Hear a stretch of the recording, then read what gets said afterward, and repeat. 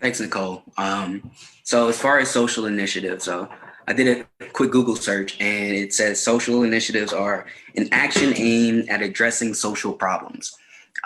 So when I read that, the first thought that came to mind was, what's the goal of the action? So I know a lot of, specifically when I think of diversity initiatives, sometimes the goal is to check off a box and get a tax break.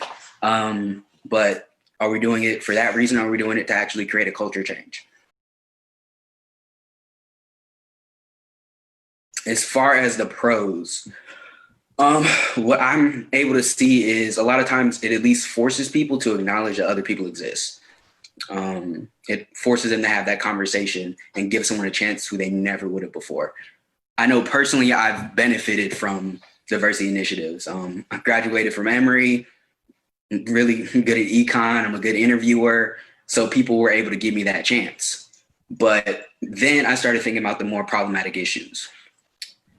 A lot of times once I get in the door, people are always looking for another Cam. So they don't realize how hard it is for someone to actually make it there. You get put in a box to where you're only supposed to act a certain way, and they're not accepting of anybody else who comes in there.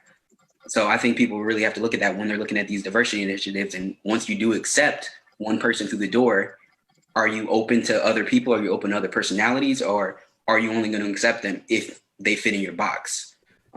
Another kind of problematic thing is people having a sense of accomplishments because they did one good deed. They're not really looking at the root. They're not looking at what they're doing. They're just kind of cherry picking the one or two who they think fit their standards. So I think people really have to reevaluate what their goals are, what they're looking at. Dr. Kimball touched on one just when it comes to inclusion and diversity and inclusion. And a lot of times you can say you have diverse candidates, you can say you have diverse work environment, but if their voice aren't being heard, if they can't be authentic in the workplace, how diverse is it actually? Is the thought process diverse? It's diversity of thought. And if you're only going to allow them to say certain things and act a certain way, then they can't give you different perspectives that you're not open to. When I think of social initiatives, I just think people need to reevaluate what action they're taking, why they're taking the action, and if they're just doing it for kind of their self-glory so they could take a picture, or if they're doing it to actually implement change.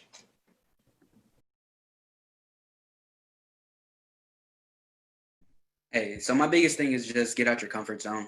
One of the things is someone has to have the hard conversations. So a lot of times people stay quiet. They're afraid of that awkward moment. They see something going wrong, but they're looking for someone else to speak up. So that's for everybody. Get out your comfort zone.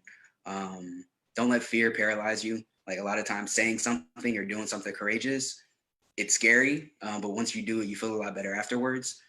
And I guess the last thing is just people talk about unity. And creating a change takes effort. And if you really are about unity, if you're really about loving your neighbor and everything like that, like there's no fear in love. So look after them. They shouldn't have to beg you to speak on their behalf, especially when they're hurting, especially when they're going to have to sacrifice something. So if you are in a position of leadership, speak up on their behalf and contribute that way. Don't just be on the sidelines. So.